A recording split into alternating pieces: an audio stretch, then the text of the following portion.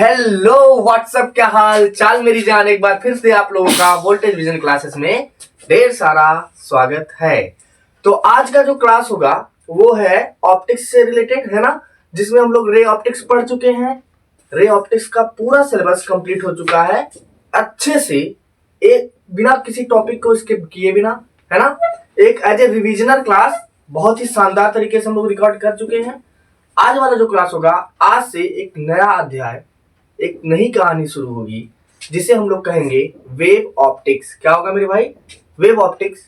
उसका नाम है तरंग प्रकाश की। और बीच बीच में थोड़ा क्लास गैप रहा है, उसके लिए I am extremely sorry to all of you, क्योंकि बाबू मेरा भी एग्जाम था, ठीक है, मुझे भी जाना पड़ गया। एंड शादी वादी वाला सीजन चल ही रहा है, देख ही रहे हो, तो उसमें भी थोड़ा हम लोग बिजी हैं, है ना। तो बिना समय बर्बाद किए शुरू करते हैं आज का रंगारंग कार्यक्रम, ठीक है। तो क्या होने वाला है आज? प्रकाश। तो थोड़ा बहुत प्रकाश से सबसे पहले आप लोगों को फेमिलियर करवा दे हल्का फुल्का, ये होता क्या है।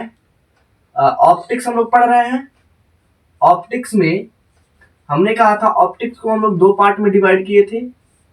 एक को डिवाइड किए थे वेव और एक को डिवाइड किए थे रे। रेडियाने वाला रे नहीं, रे। वेव मतलब तरंग, रे मतलब किरण। हेलो, वेव मतलब तरंग, रे मतलब किरण, ठीक है। तो सर एक बात बताइए, ये वेव और रे वाला कॉन्सेप्ट आया कहां से, है ना। इसको हम लोगों ने शुरू कैसे कर दिया, ये कैसे पता चला कि हमें इसमें रे पढ़ना है, हमें इसमें वेव पढ़ना है, ठीक है। इसके पीछे का लॉजिक क्या है? सिंपल सा लॉजिक है। ये वेव कहां है, रे कहां है, ये बताने वाला ना खुद प्रकाश ही है। तो सबसे पहले वेव और रे को समझने से पहले हम लोग समझेंगे चमकते चमकते सितारे, अर्थात प्रकाश को। किसको? प्रकाश को। तो सबसे पहले प्रकाश भाई को समझ लेते हैं ना। प्रकाश, what is the prakash? Light क्या है मेरे भाई? सर बोलो, जो ने अजोरवा पढ़ा रहे हैं आप ना, वही लाइट है। हाँ यार, क्या गजब वाला आइडिया आ गया हमारे दिमाग में, क्या शानदार आइडिया क्लिक किया। हम किसके किसके उजाले में पढ़ा रहे हैं? प्रकाश के। बोलो हाँ सर। अच्छा जरा इमेजिन करो, रात के बज रहे हो 11, ठीक है, और लाइट हो जाए बंद, तो तुम्हें क्या ये लिखा हुआ दिखेगा? दिखेगा? नहीं दिखेगा, बिल्कुल भी नहीं दिखेगा। तो तुम क्या कहोगे? सर दिख नहीं रहा है, प्लीज लाइट का अरेंजमेंट करिए। इसका मतलब ये है प्रकाश, जैसे ही लाइट आएगी आपको वस्तु दिखाई देने लगेगा। यानी कि ऐसा क्या हो गया लाइट के आते ही कि तुमको वस्तु दिखाई देने लगी? तो बाबू, लाइट हमारे आंखों की रेटिना को संवेदित करता है, एक सूचना देता है कि हाँ अब देख भाई, अब दिखेगा बढ़िया से, ठीक है।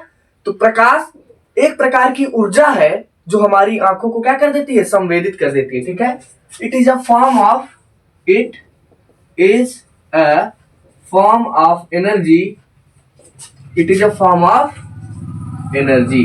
यह ऊर्जा का क्या होता है? एक प्रकार होता है, ठीक है, जो हमारी आंखों पे विजुअल सेंसेशन प्रोड्यूस करता है। हमारी आंखों में एक सेंसेशन होता है, ठीक है, वो गुदगुदाहट वाला नहीं, ठीक है।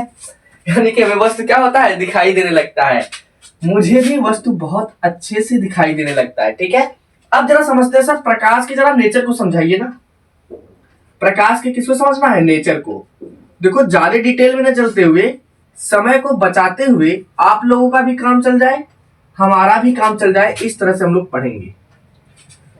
नेचर ऑफ लाइट, प्रकाश का जो गुण था, जो नेचर था, वो दो तरीके का था। कितने तरीके का था भाई? दो तरीके का था। यानी कि सर यह प्रकाश कभी कभी रे ऑप्टिक्स की तरह बिहेव करता था, रे मतलब किरण की तरह, और कभी कभी यह बिहेव करता था, व्यवहार करता था वेव की तरह। हाँ जी, किसके तरह? कभी कभी प्रकाश कभी कभी किरण की तरह और कभी कभी तरंग की तरह। सर जब किरण की तरह व्यवहार करता था तब क्या होता था, बताइए ना, थोड़ा बताइए ना। तो मेरे शेरों, जब प्रकाश किरण की तरह व्यवहार करता था तो हम लोग पढ़ते थे परावर्तन। क्या पढ़ते थे? परावर्तन पढ़ लेते थे, परावर्तन की घटना को पढ़ लेते थे। और क्या पढ़ लेते थे भाई? और पढ़ते थे अपवर्तन की घटना को। तुम्हें मैं आज ऐसा सा कॉन्सेप्ट दूंगा ना, तुम सोचने पे मजबूर हो जाओगे, सर ये भी था क्या, जिसका तुम आज तक नाम नहीं सुने होगे, ठीक है। परावर्तन और अपवर्तन, मैं तुम्हें बताऊं, ये परावर्तन की जो घटना है, यह प्रतिकर्षण बल के कारण होती है। हेलो, किसके कारण? प्रतिकर्षण बल के कारण। कभी नाम सुने हो? सही बताना, कभी सुने हो? नहीं सुने हो ना, तो यहां सुनो। यहां पे एक फोर्स होता है प्रतिकर्षण। कौन सा? प्रतिकर्षण, ठीक है। और यहां अपवर्तन वाले में एक फोर्स होता है आकर्षण। अब जानते हो, एक बहुत खतरनाक बात हो गई। एक खतरनाक बात ये होगी कि सर जब प्रकाश किरण ही तो है, प्रकाश किरण तो बदल नहीं रहा है, तो प्रकाश किरण कभी कभी प्रतिकर्षण बल अनुभव करता है, कभी कभी आकर्षण बल अनुभव करता है। How is the possible? ये कैसे संभव हो सकता है? तो इसी कमी को एक फोको नामक वैज्ञानिक थे, उन्होंने दूर करते हुए कहा कि ये दोनों ना भुच्चा बना रहे हैं, झूठ झूठ पढ़ा गए हमको, सत्यानाश हो इनका, झूठ झूठ पढ़ा गए, है ना। तो कहने का मतलब ये है, इसी कारण ये जो रे ऑप्टिक्स है ना, ये कुछ चीजों का व्याख्या नहीं कर पाया। हेलो, बिल्कुल भी व्याख्या नहीं कर पाया। तो हमें स्विच करना पड़ गया तरंग प्रकाशिकी में। कहां पे? तरंग प्रकाशिकी में। और तरंग प्रकाशिकी में ना ये प्रतिकर्षण और आकर्षण जैसी घटना का कोई मतलब नहीं है, ठीक है। Okay sir. तो अगर मैं बात करूं, ये जो परावर्तन तुम पढ़े हो, इसका एप्लीकेशन कहां देखने के लिए मिला था? दर्पण पे। कहां जी? सर ये हम पढ़े थे दर्पण वाले में। और अपवर्तन कहां पढ़ लिए थे? अपवर्तन पढ़ लिए थे सर लेंस में। कहां पे? लेंस में। इतनी चीजें क्लियर हो गई? जी सर। अब पता है, ये जो सिद्धांत दिया था जिन्होंने, उनका नाम था न्यूटन। सत्यानाश करने वाला व्यक्ति। न्यूटन ने कहा था, न्यूटन ने एक सिद्धांत दिया था जिसे हमने कहा था न्यूटन का कणिका सिद्धांत। क्या नाम दिया था भाई? न्यूटन का कणिका सिद्धांत। देखो मैं समझा रहा हूं केवल, कणिका सिद्धांत। ये सब किस में चल रहा है? ये सब हम लोग रे ऑप्टिक्स में पढ़ रहे हैं। कहां पढ़ रहे हैं भाई? रे ऑप्टिक्स में पढ़ रहे हैं। सुनो, लिखना नहीं है, बस मुझे सुनना है और मेरे ऐसे सुंदर सुंदर चेहरे को देखना है थोड़ा, ठीक है। सुंदर सुंदर चेहरे को क्या करना है? देख लेना है। अब ध्यान देना, जब न्यूटन ने ये कहा कि प्रकाश जो है, प्रकाश हमेशा विकिरण के रूप में चलता है। किसके रूप में? विकिरण के रूप में। प्रकाश कणों के रूप में चलता है। दूसरी चीज, ठीक है, प्रकाश सीधी रेखा में चलता है।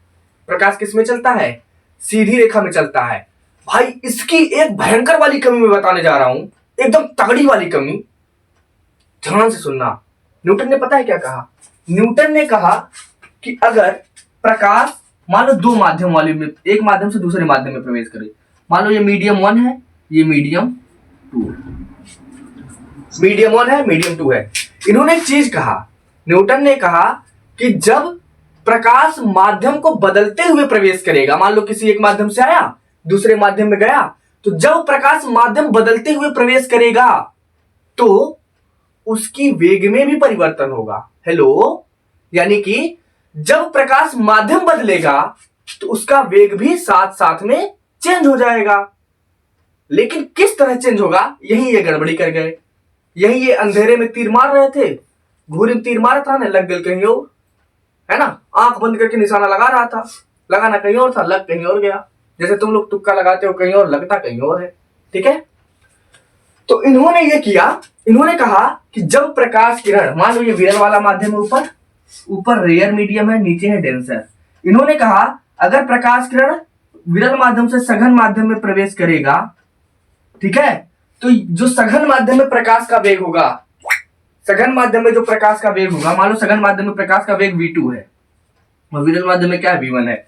इन्होंने कहा v2 का वेग अधिक होगा किससे? v1 से। बताओ जरा यार, बताओ जरा यार, क्या संभव है? संभव है? प्रकाश बताओ विरल माध्यम में तेज चलेगा या सघन माध्यम में तेज चलेगा? तुम बोलोगे सर प्रकाश तो विरल माध्यम में तेज चलेगा। और न्यूटन ने क्या बता दिया? न्यूटन ने बताया प्रकाश जो है सघन माध्यम में तेज चलेगा। कर गए गलती, कर गए गलती। तो फोको भैया फिर आए, है ना। वेट एक मिनट। तो फोको फिर से आ गए, है ना। उन्होंने ये कह दिया कि देखो ये गलत बता रहे हैं, इनकी बातें मत मानना, इस न्यूटन की बात पे भरोसा ही मत करना तुम। प्रकाश विरल माध्यम में तेजी के साथ चलेगा और सघन माध्यम में धीरे धीरे धीरे धीरे धीरे स्लो रेट से चलेगा, ठीक है। सबसे बड़ी कमी थी। अब न्यूटन के आधार पे कुछ चीजों की व्याख्या नहीं कर मिल रही थी मेरे बाबू। न्यूटन ने जो नियम दिया था ना, इनके आधार पे कुछ चीजों की व्याख्या हम नहीं कर पा रहे थे। वो कौन कौन सी चीजें थी सर? हम व्यतिकरण की व्याख्या नहीं कर पा रहे थे। हमने कहा और क्या नहीं कर पा रहे थे भाई? सर हम देखो सर, हम झूठ नहीं बोलते हैं, हम विवर्तन की भी व्याख्या नहीं कर पा रहे थे। किसकी? विवर्तन की। अच्छा, और क्या नहीं कर पा रहे थे सर? हम ध्रुवण की भी व्याख्या नहीं कर पा रहे थे। ले भाई, तीन चीजों की व्याख्या नहीं कर पा रहे थे तुम। इसने कहा हाँ। हमने कहा क्यों नहीं कर पा रहे थे, बताना जरा, क्यों नहीं कर पा रहे थे? What is the reason behind this, है ना? इसके पीछे क्या रीजन था? इसके पीछे वो रीजन कौन सा था कि हम प्रकाश के इन गुणों की व्याख्या करने में असमर्थ रहे। सर पता है, ये वहां पे लागू होंगी जहां प्रकाश तरंगों के रूप में चलेगा। ये वहां पे लागू होंगी जहां प्रकाश किसके रूप में चलेगा? तरंगों के रूप में चलेगा। इट मीन्स ये सारी घटनाएं केवल वेव ऑप्टिक्स में ही मिलेंगी। हेलो, हाहा। ये सारी की सारी घटनाएं केवल वेव ऑप्टिक्स में ही होंगी। कहां होंगी? केवल वेव ऑप्टिक्स में। ठीक है सर। तो वेव ऑप्टिक्स से संबंधित ये कौन से महानुभाव थे, ये कौन से महान व्यक्ति थे जिन्होंने वेव ऑप्टिक्स से संबंधित जानकारी दिया? तो उनका नाम था हाइगेंस। क्या नाम था? हाइगेंस। हाइगेंस ने कुछ जरूरी चीजें बताई। हाइगेंस ने इससे रिलेटेड कुछ खतरनाक चीजें बता दी। कौन कौन सी चीजें बताई भाई, समझना। हाइगेंस ने कहा प्रकाश तरंगों के रूप में चलता है। किसके रूप में? तरंगों के रूप में। हेलो हेलो हेलो, किसके रूप में? तरंगों के रूप में चलता है, जिन्हें हम तरंगिकाएं कहते हैं। क्या कहते हैं? तरंगिकाएं कहते हैं। देखो भाई समझो, डिटेल वाला कोर्स नहीं है ये, डिटेल वाला क्लास ही नहीं है ना। मैं आप लोगों से पहले ही बताया था ये डिटेल क्लास नहीं है, हम लोग केवल रिवीजन कर रहे हैं। तो क्या होता है, ऐसे ही रिवीजन करा भी जाता है। तुम जो करने बैठा तो ऐसे ही करना।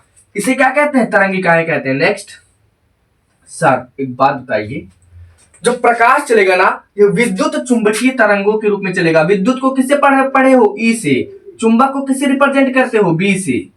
सर ये ना विद्युत चुंबकीय तरंगों के रूप में चलता है, और इसकी खासियत ये होती है कि इसमें जो तरंगे होती हैं, ध्यान देना, ये मान लो ये है एक लाइन, ये है, एक मिनट वेट, एक मान लो ये हो गया, एक ये हो गया।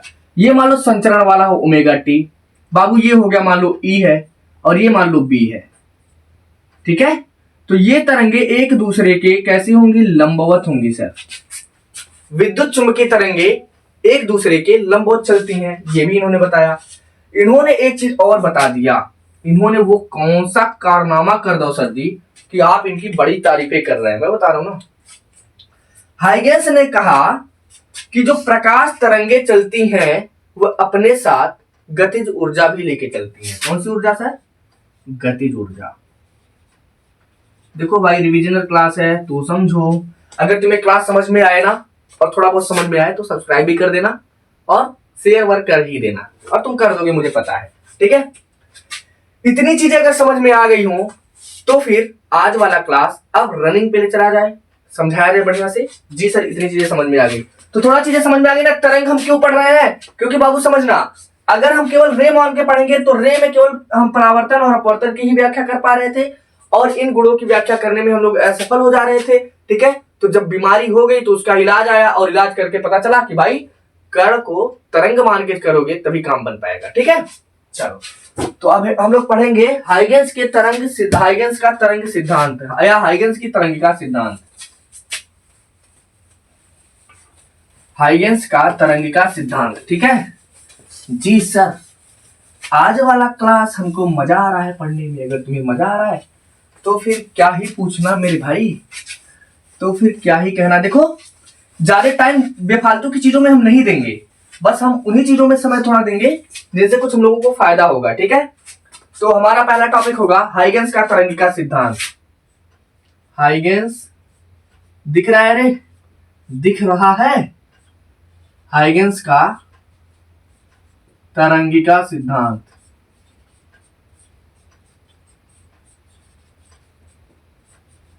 एक बात बताओ बाबू, प्रकाश का जो है निर्वात में स्पीड कितना होता है? 3 गुणे 10 के घाते 8 मीटर पर सेकेंड। कितना होता है? 3 गुणे 10 के घाते 8 मीटर पर सेकेंड। ठीक है, पहली बात इनकी बात को गांठ बांध लो, पता है? सुनो, ध्यान से सुनना। प्रकाश को अगर तरंग मान के चलोगे तो तरंग को संचरण के लिए सर माध्यम की जरूरत होती है। किसकी? माध्यम की। तो एक बात बता यार, अंतरिक्ष में कौन सा माध्यम मिलेगा? सर अंतरिक्ष में तो कोई माध्यम ही नहीं होता है। तो इसी को सॉल्व करने के लिए, इस प्रॉब्लम को सॉल्व करने के लिए इन्होंने मान लिया। क्या किया? मान लिया। इन्होंने कहा कि पूरे ब्रह्मांड में एक सर्वव्यापी माध्यम है। सर्वव्यापी मतलब सर्व मतलब हर जगह, व्यापी मतलब उपस्थित, हर जगह वह माध्यम उपस्थित है जिसका नाम है ईथर। ईथर, ईथर ई मतलब ईश्वर, ई मतलब ईथर। जैसे ईश्वर हर जगह उपस्थित है, ऐसे ईथर भी हर जगह उपस्थित है। ठीक है, तो सर इन्होंने एक सर्वव्यापी माध्यम माना, सर्वव्यापी माध्यम मान लिया इन्होंने, ईथर। इन्होंने क्या कहा? प्रकाश सर्वव्यापी माध्यम ईथर में ट्रेवल करता है। दूसरा, मान लो बाबू ये कोई सोर्स है, ध्यान देना please. Hello hello hello hello, देखो मेरे भाई, देखो मेरे प्यारे बच्चों, ये मान लो कोई सोर्स है। क्या है? सोर्स। अब सोर्स से क्या होंगी? ऐसे प्रकाश निकलेंगे हर दिशाओं में, हर डायरेक्शन में निकलेगा। जी सर। तो मान लो अब हमने क्या कहा, हम लोग क्या पढ़ रहे हैं? प्रकाश को तरंग मान के पढ़ रहे हैं बाबू। तो प्रकाश का मान लो ये एक तरंगिका है, इसे कहते हैं तरंगिका। क्या कहते हैं? तरंगिका। सुनो, क्या कहते हैं? तरंगिका। यानी कि किसी तरंग संचरण के माध्यम में उपस्थित वह बिंदु, तरंग संचरण के माध्यम में उपस्थित वह बिंदु जिसमें उपस्थित सभी कण। तो मान लो ये कोई बिंदु है, तो इस बिंदु में यहाँ पे जो कण उपस्थित होंगे ये कंपन की समान कला में हो। क्या हो? समान कला में हो। कला क्या होता है मैं भी समझा दूंगा। तो इसे हम कहेंगे तरंगिका। क्या कहते हैं? तरंगिका कहते हैं। मान लो बाबू, और ये जो तरंगिकाएं हैं, ये क्या है? तरंगिका है। क्या है मेरे भाई?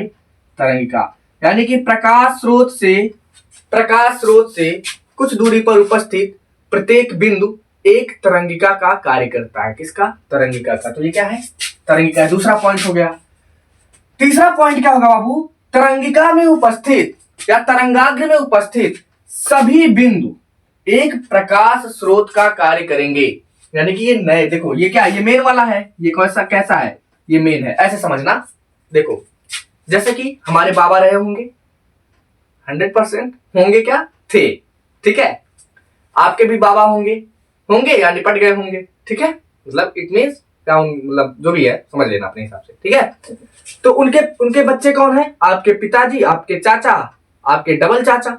ठीक है, अब उन चाचा के लड़के भी होंगे। अब समझो मेन स्रोत कौन था? दादा दादी। उनके थ्रू कौन कौन आए? पिताजी, चाचा आ गए। अब चाचा और पिताजी के थ्रू कौन है? आप लोग हैं। तो मेन तरंग स्रोत जो थे वो आपके बाबा थे।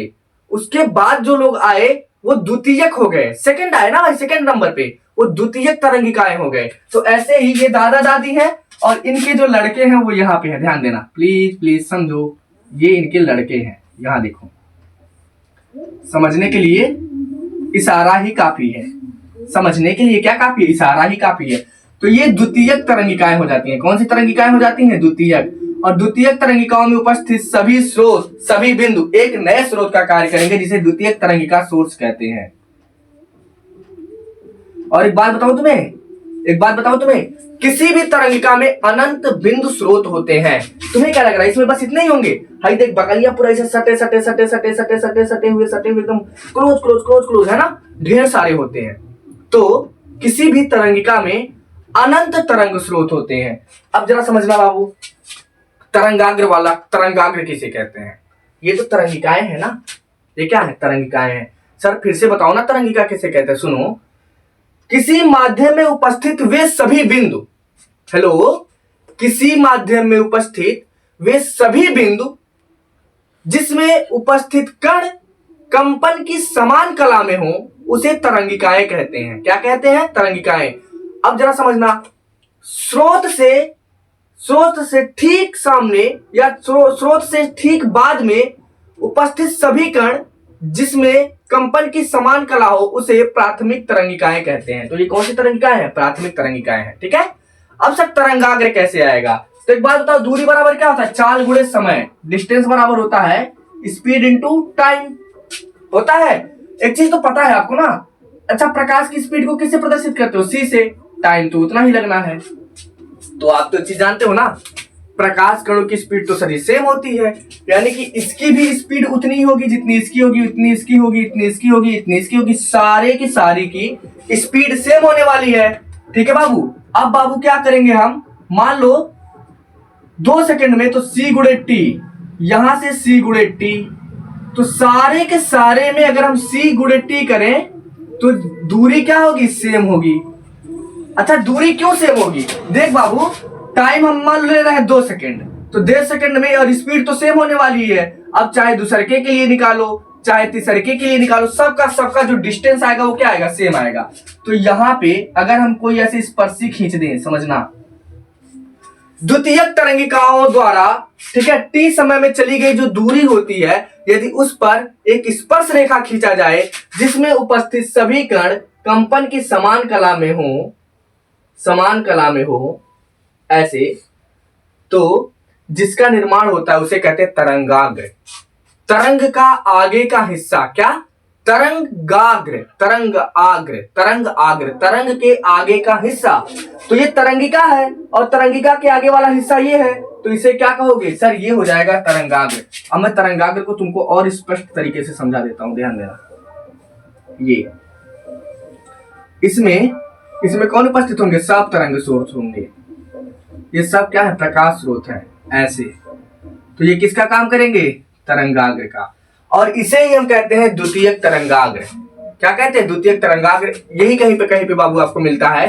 हाइगेंस के द्वितीयक तरंगिका सिद्धांत की व्याख्या यही है, कुछ भी नया नहीं है। ठीक है, अब एक चीज समझना। देख, मैं तुझे एक चीज समझा रहा हूं बहुत शानदार तरीके से। मान लो ये एक लोटा है या एक कोई बकेट है, कोई बाल्टी हो, जो भी है। मान लो एक पानी भरा हुआ है इसमें से ढेर सारा।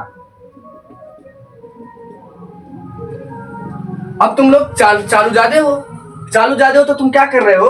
ऊपर से ऐसे कोई पत्थर गिराए पानी में। क्या कर दिए? पानी में। अब जैसे ढप से पत्थरवा गिरा तो इसके अगल बगल एक ऐसे करके ऐसे तरंग उत्पन्न होगा। अरे होगा कि नहीं? बोलो रे बोलो। यस सर, तरंग उत्पन्न तो होगा, बिल्कुल होएगा। तो ये था स्रोत, ये है सोर्स, और सोर्स के अगल बगल ये क्या उत्पन्न हो रहा है? तरंग। क्या उत्पन्न हो रहा है? तरंग। अब मैं कहूं प्रकाश किस रेखा में चलता है? सर प्रकाश तो सीधी रेखा में चलता है। प्रकाश थोड़ी ना इसे करके चलेगा, बिल्कुल नहीं चलेगा। प्रकाश तो सीधी रेखा में चलेगा। तो मान लो यहां से है प्रकाश संचरण की दिशा ये है, तो तरंगों के साथ कितने अंश का कोण बना रहा है? सर 90। समझे?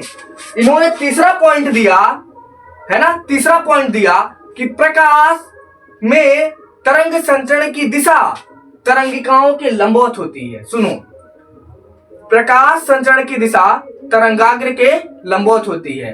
प्रकाश संचरण की दिशा तरंगाग्र के लंबवत होती है। ठीक है, पता है मैं इसी रीजन से क्लास डिले कर रहा था, जो तुम्हें आवाज सुनाई दे रही है ना? भाई साहब ये इतनी नरक मचा रखे हैं, हर दूसरे दिन किसी ना किसी की शादी पड़ रही, पता नहीं कितना शादी कर रहे हैं भाई, भरे पड़े हैं।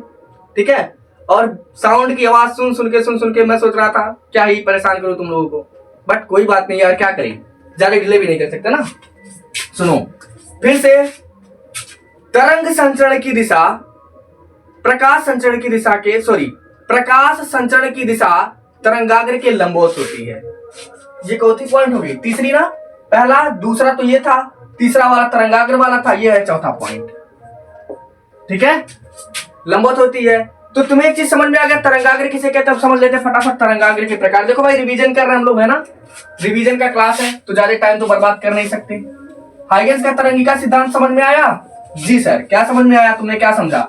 सर यही समझा है कि किसी माध्यम में उपस्थित वे सभी बिंदु जो कंपन की समान कला में होते हैं उन्हें तरंगिकाएं कहते हैं। सर तरंगिकाओं के जस्ट बाद कौन आता है? तरंगाग्र आता है। वो क्या होता है सर? तरंगिकाओं से, ठीक है, तरंगिकाओं से टी समय में या टी सेकंड में चली गई दूरी जिसमें उपस्थित सभी कण भी कंपन की समान कला में हो, वो दोनों मिलकर के एक तरंगाग्र बनाते हैं अगर हम एक उभयनिष्ठ पृष्ठ खींचे।